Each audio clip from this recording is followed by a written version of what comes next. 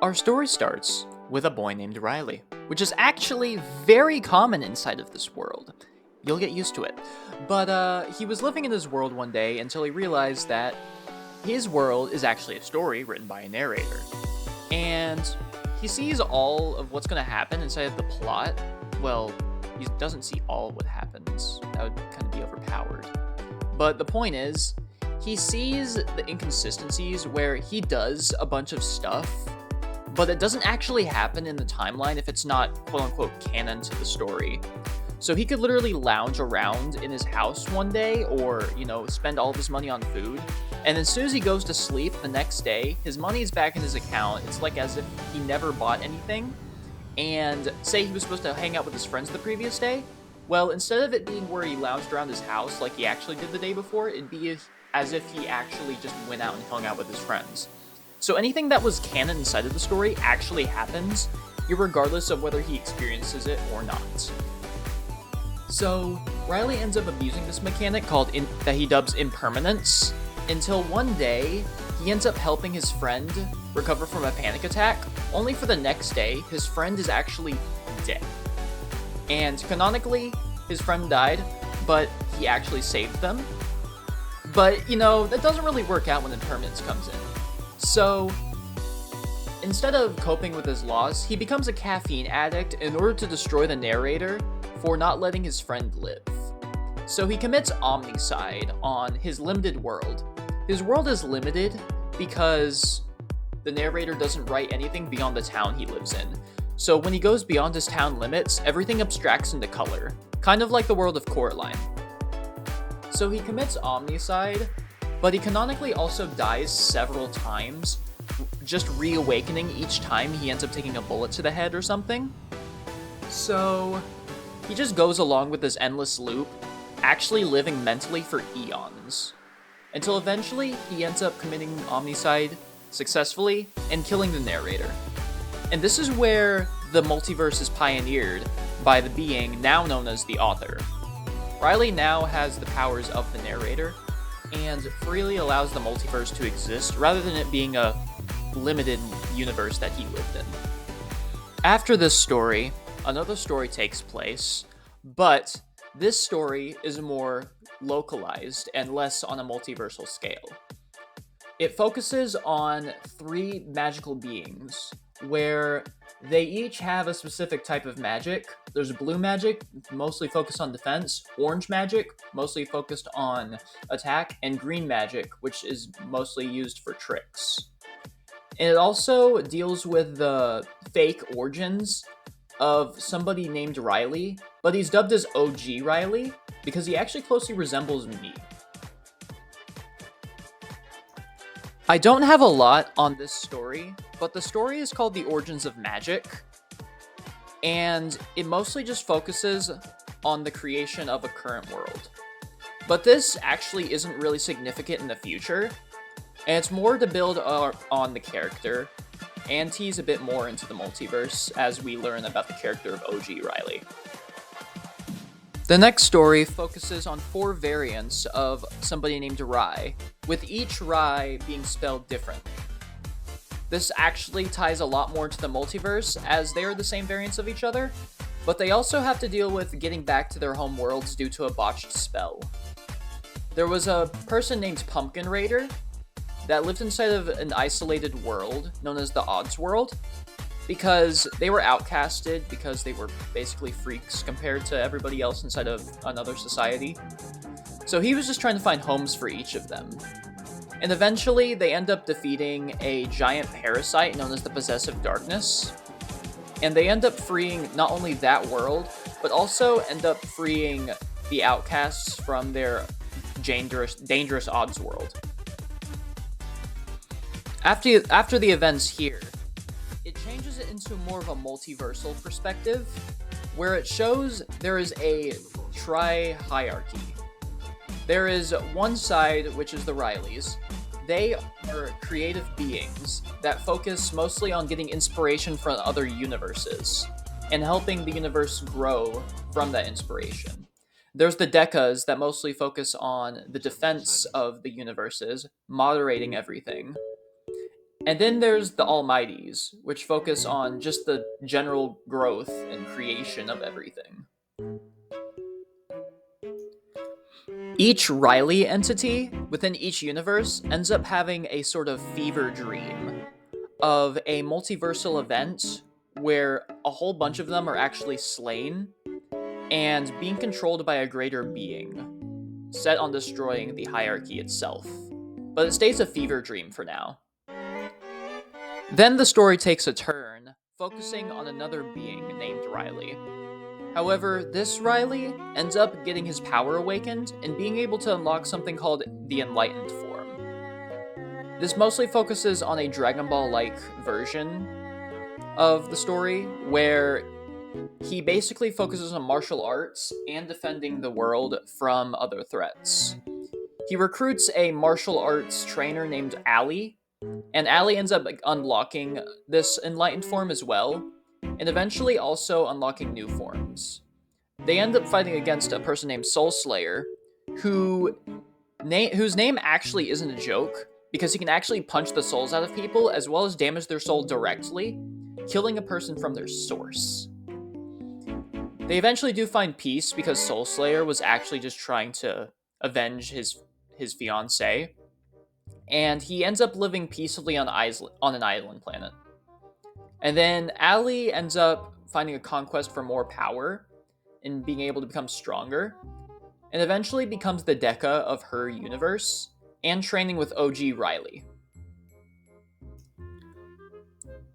The story then picks up from the point of view of somebody named Riley, but we're going to call him Riley G because that's his middle name.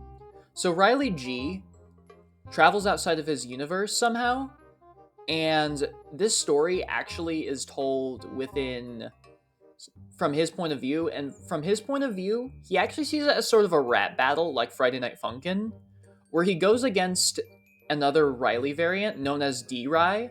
He's called D-Rai because D-Rai can actually use demonic powers, and has actually turned his world into a wasteland, but he has deep regret over it. So he just ends up being a sort of police, even though he's not supposed to. He ends up trapping Riley G, but Riley G breaks free and rescues a girl named Mai, who's part demon. And then they are able to travel in peace when D-Rai deems them not a threat. But then Riley G's Deca ends up killing Mai, causing Riley G to lash out and kill basically his own universe. But Mai ends up transferring the last of her life force over to Riley G before she passes, and Riley G ends up living. While this is all happening, OG Riley's adopted daughter Ellis ends up finding a job somewhere at a multiversal casino helping guests, and the legendary warrior Raider awakens, with his son, Nathan Raider, being part of a multiversal protective agency known as Team Elite. Then the Riley Versus event happens, which is the fulfillment of the fever dream that happened earlier. Riley G ends up basically trying to extract revenge on this very system that ends up killing his girlfriend Mai. And he ends up enslaving a whole bunch of Rileys and taking control of them, as well as absorbing all of them to get their powers. He ends up going by the name Nor Riley, and soon enough, the other Rileys, though, are able to prevail, and Nor Riley ends up passing on, but he ends up leaving behind some sort of soul child between Mai and Nor Riley. And it's kind of strange how I wrote this there, because they never even, did that sort of thing. So the kid that came from Nor-Rai ends up being named Clay and raised by OG Riley to become a legendary warrior known as Night Slayer.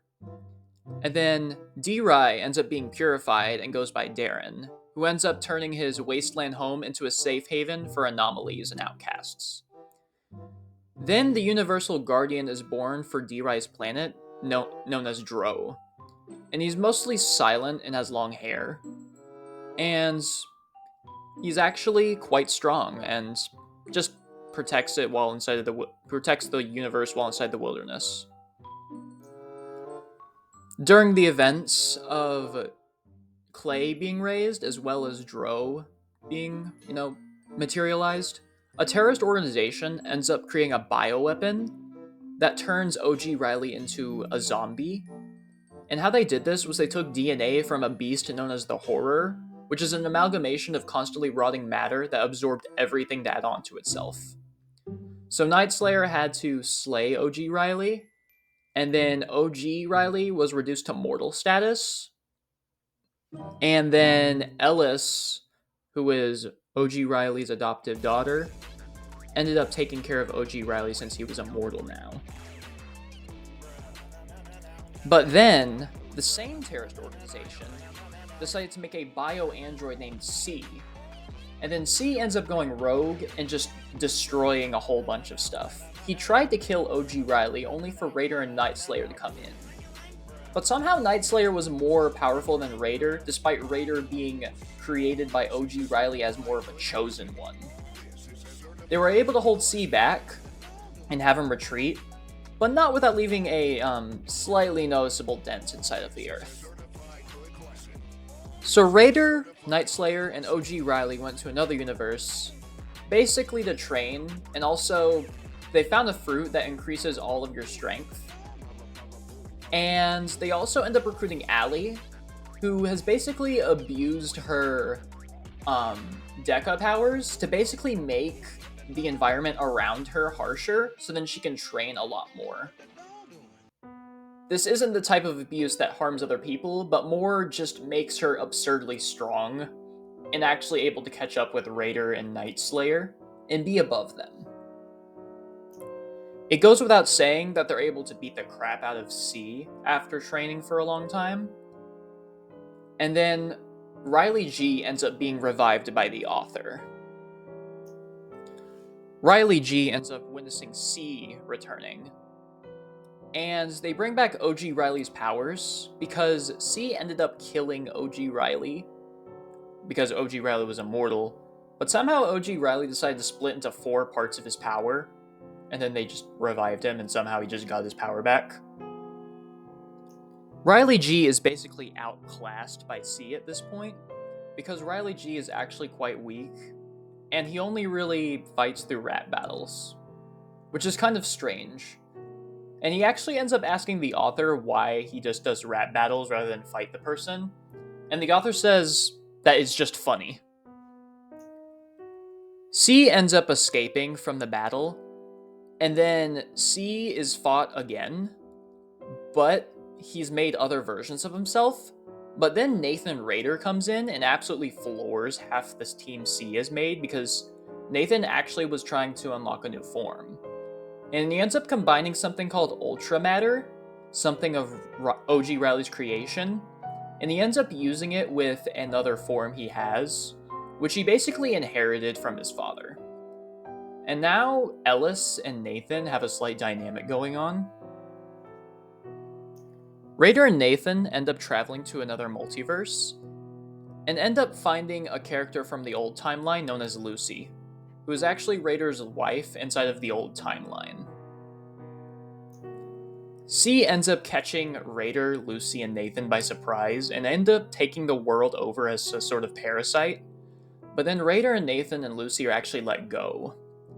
And then there's another android named XR Black, who's completely separate from C now, just rampaging around. Although XR Black is more of a peaceful figure, he's actually just looking for some strong battles, rather than, being diabolical like C is. And after these events, Allie and Clay end up planning getting married because they're at a different point inside of the multiverse. But then there's a few side stories that happen before the final arc, where a parahuman named Technocannon ends up finding a lost parahuman also named Raider, who's just different from the other Raider. And then there's a whole story that isn't actually relevant at all. And I think I kind of made this as a reference to another animation that was made for Dragon Ball that somebody made of Vegeta. But eventually the final arc happens, and C ends up coming to the Anomaly Haven in order to attack it, and everyone's powerless because he's literally absorbed the full might of an entire universe. But then OG Riley ends up, committing a fusion with someone and end up becoming a warrior named Jaylee, who wipes the floor with C. But then the narrator comes back, in other words, the guy from the beginning, and then OG Riley and the author have to team up against the narrator. Ellis and Nathan have to fight against another character named Nexus Lloyd from an old timeline. But Raider and Lucy are turned to young adults again, and they work together with Riley G and Mai, and it's literally just a rap battle type stuff with the old characters. It's actually a stark contrast because literally everyone is fighting for their life, but the two people who are actually made for battle are literally just rap battling.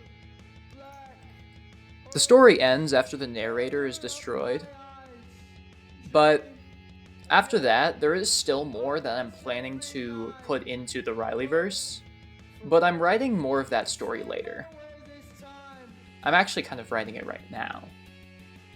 So, the next story is Rileyverse Far Corner, and I'm gonna try making my own assets and art for it, and then posting it with the storytelling.